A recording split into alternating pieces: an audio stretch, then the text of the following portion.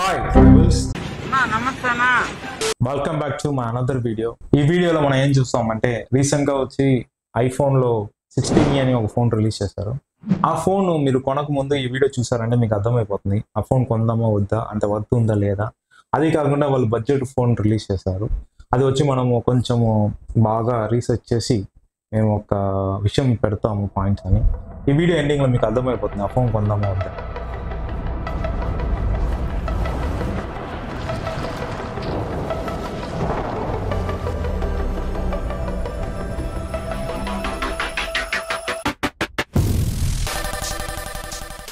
ఇంతకుముందు మీరు అంతా చూసారంటే ఈ యొక్క స్పెషల్ ఎడిషన్ అనేసి ఐఫోన్ లాంచ్ చేసేవాళ్ళు. ఎలా అంటే ప్రతి ఒక్కరు వచ్చి ఒక హై బడ్జెట్ ఇచ్చి ఫోన్ కొనలేరు కదా.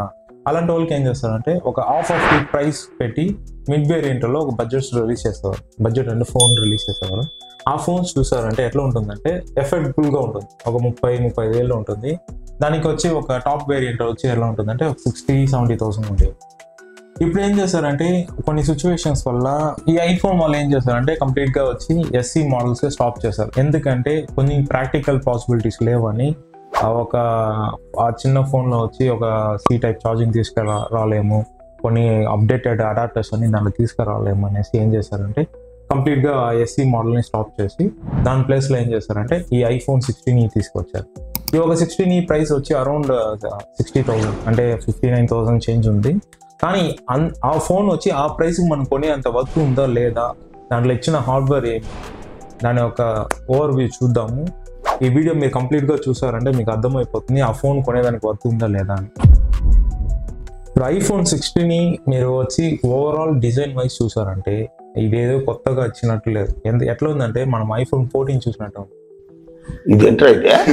మీరు మ్యాక్సిమం వచ్చి దాంట్లో ఇప్పుడు రీసెంట్గా ఐఫోన్ 16 అంతా చూసారంటే ఒక డైనమిక్ ఐలాండ్ ఇస్తారు. దీంట్లో చూసారంటే ఆ సెటప్ పైన వచ్చి ఆ బ్రెజల్ ఉంది కదా, ఎల్సిడి బ్రెజల్, దానికి కలిసేటట్టే వచ్చి ఇచ్చేస్తాడు పైన స్క్రీన్. దాని తర్వాత చూసారంటే ఈ బ్రెజల్ కూడా షార్ప్ బ్రెజల్స్ ఇవ్వలేదు. ఆ చుట్టూ మీకు ఆ బ్లాక్గా వచ్చి డిస్ప్లే చుట్టూ ఒక చిన్న థిన్ లైన్ లాగా కనిపిస్తుంది. దాని తర్వాత దీంట్లో ఏం చెప్పుకున్న పెద్ద విషయం ఏం లేదు, ఇచ్చింది 2 కలర్స్ బ్లాక్ అండ్ వైట్ ఇచ్చాడు. దాని తర్వాత చూసారంటే దీని కెపాసిటీ వచ్చి ఇంటర్నల్గా 128GB, 256GB అండ్ 512GB ఇచ్చారు. స్క్రీన్ సైజ్ ఎంత ఇచ్చారంటే 6.1 ఇంచెస్ ఇచ్చారు. ముందంతా మీరు చూసారంటే స్పెషల్ ఎడిషన్ అంతా వచ్చి ఒక చిన్నదిగా ఉంటుంది, మ్యాక్సిమం 5 లోపలే ఉంటుంది ఆ ఫోన్.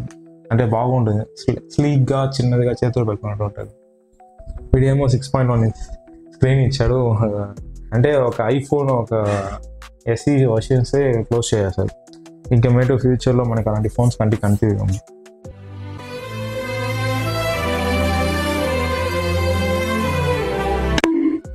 డిస్ప్లే క్వాలిటీ బాగుంది, OLED డిస్ప్లేనే. దాన్ని ఈ పిక్సెల్ రీసొల్యూషన్ వచ్చి దాదాపు 460 ppi ఇచ్చారు. అంటే మీకు డే టైంలో కూడా ఆ బ్రైట్నెస్కి స్క్రీన్ సూపర్గా కనిపిస్తుంది. దాని తర్వాత బ్యాటరీ బ్యాకప్ కూడా బాగుంది అన్నారు. దీని తర్వాత చూసారంటే దీంట్లో చిప్సెట్ ఏమి ఇచ్చారంటే A18 ఇచ్చారు. A18 చిప్సెట్ వచ్చి మీరు ఐఫోన్ 16లో చూడొచ్చు, అదే చిప్సెట్ అయితే ఇచ్చారు. దాని తర్వాత దీనిలో ఒక ఫన్ ఏమంటే మీరు చూసారంటే కెమెరా ఒకటే ఇచ్చారు. ఒక జూమ్ ఇన్ జూమ్ అవుట్, మళ్ళీ ఈ ఒక పోర్ట్రేట్ ఫొటోస్ అని తీయాలంటే మనకి వచ్చి 2 కెమెరాలు కావాలి. ఒక కెమెరా పెట్టి ఈ ఒక ఆపరేషన్స్ అన్నీ చేస్తున్నారంటే దాని లోపల వచ్చి ఏదో ఒక ఇంటర్నల్ సాఫ్ట్వేర్ సపోర్ట్ ఉంటేనే చేసేదానికి అవుతుంది.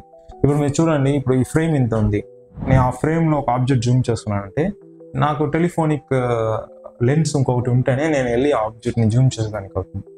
అదే ఒకే 48 మెగాపిక్సెల్ ఫ్రేమ్, ఇదే 48 మెగాపిక్సెల్ ఫ్రేమ్, ఆ ఫ్రేమ్లో వెళ్ళి నేను వచ్చి ఒక విషయాన్ని ఎలా జూమ్ చేసేదానికి అవుతుంది. మీరు జూమ్ చేసే ఆ 48 మెగాపిక్సెల్ ఫ్రేమ్ వచ్చి క్రాప్ అయ్యి చిన్నదిగా వస్తుంది, అంతే తప్ప మీకు వచ్చి ఆబ్జెక్ట్ వెళ్ళి జూమ్ చేయదు.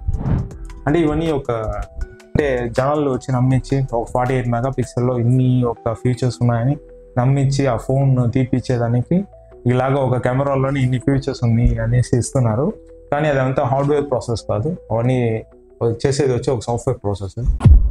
అది కాకుండా దీంట్లో కూడా చాలా లూప్స్ ఉన్నాయండి.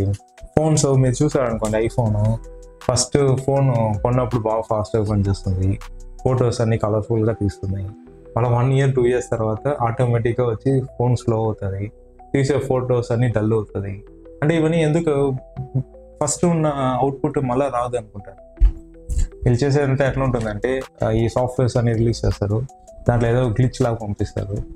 దానిగా హార్డ్వేర్స్ అని ఏమైపోతుందంటే ఇలాగా ఒక గ్రే సైడ్కి వెళ్ళిపోతుంది. దాని తర్వాత ఓవరాల్ మీరు చూసారంటే యాక్షన్ బటన్, వాల్యూమ్ బటన్ ఇచ్చాడు, సైడ్ బటన్ వచ్చి ఒక యాపిల్ ఇంటెలిజెన్స్ అనేసి. నాకు తెలిసిన వరకు యాపిల్లో ఎప్పుడో వచ్చారు వాళ్ళు, యాపిల్ ఇంటెలిజెన్స్. ఆండ్రాయిడ్లో ఎప్పటి నుంచో ఉన్నారు, ఆండ్రాయిడ్లోనే అట్లా పనిచేస్తుంది. ఇంకా యాపిల్లో మీరు చెప్పలేము ఎలా పనిచేస్తుందని. నాకు తెలిసే వరకు ఇది ఒక యాడ్ ఆన్ ఫ్యూచరే తప్ప 100% ఎఫెక్టివ్గా పనిచేస్తుంది అంటే లేదండి. మీరు ఒక యాపిల్ ఇంటెలిజెన్సే కొనాలి, దానికోసమే ఆ ఫోన్ కొనాలనుకున్నా కూడా మీకు అంత 100% ఎఫెక్టివ్గా పనిచేయదు. ఆండ్రాయిడ్లో పనిచేసినంత యాపిల్ ఇంటెలిజెన్స్ దీనిలో పనిచేయదు.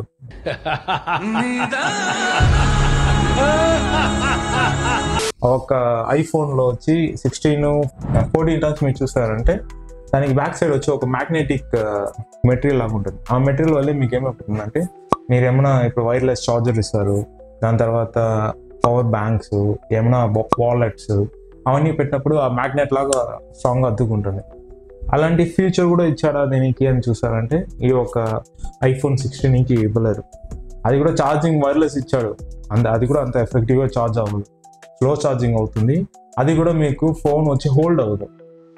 అంటే వైర్లెస్ ఛార్జింగ్ ఇట్లా ఉంది, ఇట్లా పెట్టారంటే ఛార్జ్ అవుతుంది. మీరు ఇలాంటి స్టాండ్ లాగా ఇలా ఉండే వైర్లెస్ ఛార్జర్ మీద పెట్టారంటే అది నిలవదు. ఇన్ని డ్రాబ్యాక్స్ పెట్టుకొని వాడు ఏ నమ్మకంలో వచ్చి 60,000కి లాంచ్ చేశాడు అయితే నాకు అర్థం కాదు. మేబీ నాకు తెలిసి దీనికి ఒక ట్రిక్ ఉంటుందండి. ఏమంటే ఇప్పుడు 60,000కి ఫోన్ లాంచ్ చేసి మళ్ళీ దీపావళి దసరా వచ్చింది అనుకోండి, దాని మీద ఒక 10,000 15,000 తగ్గించానంటే ఎంతకు వస్తుంది ప్రైస్? 60,000 అనుకోండి, 10,000 5,000 45,000 వస్తుంది. అప్పుడు హ్యూమన్ సైకాలజీ ఏమవుతుందంటే 60,000 రూపాయలు ఫోన్ వచ్చి నేను వచ్చి 45,000 కొనేయంట్రా, అలాంటి ఒక మైండ్ సెట్లో ఆ 45,000 కూడా వస్తుండదు ఈ ఫోన్. అంటే ఒక పీక్ స్టేజ్కి ఇచ్చి ఒక 5,000 10,000 డిస్కౌంట్ ఇచ్చినట్టు ఇచ్చి ఫోన్ వచ్చి ఆ ట్రిక్స్గా సేల్ చేస్తుంది. ఐఫోన్ ప్రోడక్ట్ వచ్చి సూపర్ ప్రోడక్టే, అంటే దాంట్లో యూస్ చేసే కాంపోనెంట్స్ అంతా మంచిగా ఉంటాయి, కానీ అవన్నీ మీకు మ్యానుఫ్యాక్చరింగ్ చేయాలంటే అంత కాస్ట్ కూడా కాదు. కానీ వాడు దాని ఒక బ్రాండ్ వాల్యూ కోసమే మ్యానుఫ్యాక్చరింగ్ ప్లస్ 50% మ్యానుఫ్యాక్చరింగ్ ఉంటుంది, 50% వచ్చి ఆ బ్రాండింగ్ కాస్ట్ యాడ్ చేస్తారు. దానివల్ల వాళ్ళ ఒక ప్రోడక్ట్స్ అన్ని అంత హై కాస్ట్గా ఉన్నాయి. ఓవరాల్గా చెప్పాలంటే ఈ iPhone 16 మీరు కంపేర్ చేస్తారంటే as it is same like iPhone 14. ఆ ఒక 14లో ఉండే స్పెక్స్ అన్నీ దీంట్లో ఉన్నాయి, కానీ దీంట్లో ఏం చూసారంటే iPhone 14లో వచ్చి 2 కెమెరాస్ ఉంది, దీంట్లో సింగిల్ కెమెరా ఉంది. మీరు ఒకటి కొనుక్కోవాలంటే 10,000 వేసుకొని డైరెక్ట్గా iPhone 16 తీసుకునేది బెస్ట్. లేదు మాకు వచ్చి ఈ ఫోన్ కొనలేమంత ఎఫెక్టబుల్గా అంటే మీరు iPhone 15 కూడా బాగుంటుంది. దాంట్లో మీకు ఆటోమేటిక్గా డైనమిక్ ఐలాండ్ వస్తుంది, బ్యాక్ సైడ్ కూడా మ్యాగ్నెట్ వస్తుంది, మ్యాక్స్ సేఫ్ అని. అంటే ఆ మ్యాగ్నెట్ ద్వారా మీరు వాలెట్స్ పెట్టుకోవచ్చు, పవర్ బ్యాంక్స్ పెట్టుకోవచ్చు. ఆ ఒక ఫ్యూచర్ వచ్చి మీకు iPhone 15 వస్తుంది, 16 వస్తుంది. Better to go for that.